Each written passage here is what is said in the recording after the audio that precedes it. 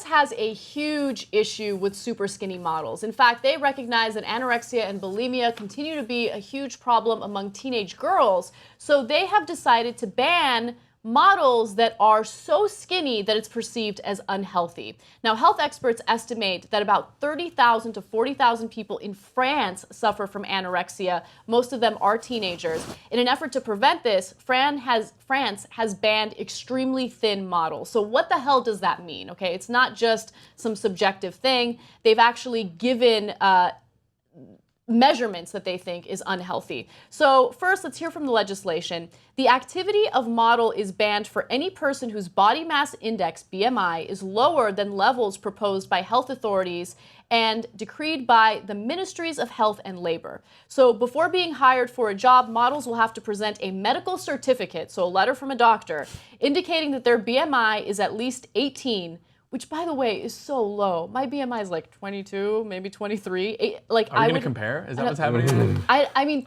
18 is still extremely thin. Of at least 18, 121 pounds for a height of 5 feet and 7 inches. So I'm 5'3", 5'4", and I'm about that weight.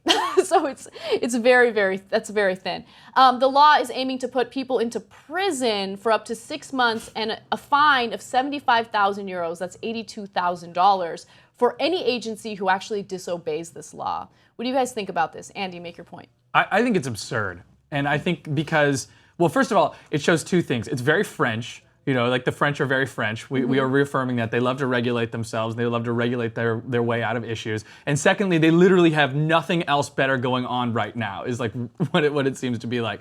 The biggest flaw that I could see is that it's difficult when you start to sort of lump everybody into a category based on some sort of scientific method like BMI, which is still sort of proven to be not exactly 100% accurate. Yep. You can just be very skinny, not because you're necessarily not eating, it's just because you are just a thin person. And I think the danger is that there's going to be these people who admittedly will be probably like old patriarchs of French nationality and a French government who are going to sort of decree on high, that girl is too skinny. I mean, they won't sound like that because they'd be English, but you know,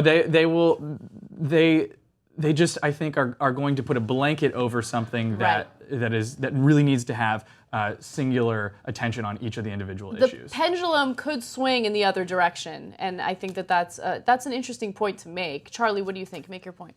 I think it's sad that you know, French authorities or lawmakers have to step in and actually make a law about this. That means that somebody is employing somebody with that low of a BMI in order to do these things.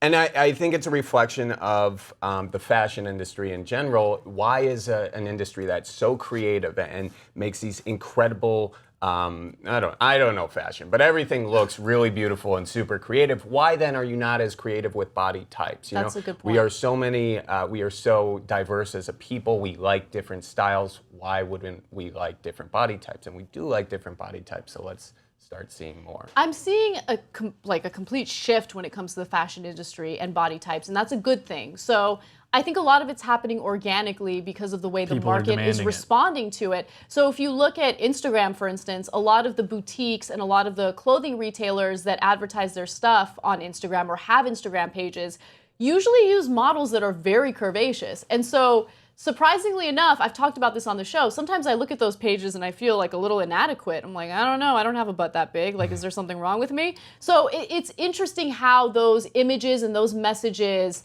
permeate through society and how they kind of change your perspective on yourself and the perspective on beauty and fashion and all of that. Now, here's the question for the story. Would you rather lose your sex organs for the rest of your life or gain 200 pounds, which is a lot of weight? Charlie? I would definitely rather gain 200 pounds, maybe even 300 if that's the other end of the spectrum, because I can, you know, eat some things that I enjoy and not lose my sex It's organ. A freaking win-win. It's a win-win. It's a win-win. I'm all about that. Andy. Yeah, do you have to keep the 200 pounds on forever, or is it just as soon as you gain it, you can lose it? Yeah. All right. Well, yeah. I mean, just gain 200 pounds for a minute, just hang out and work it off. That can go away in, I don't know, a year or two, maybe 2 years, 3 years. Yeah, You will never grow back your organs. Yeah, so that's a good point.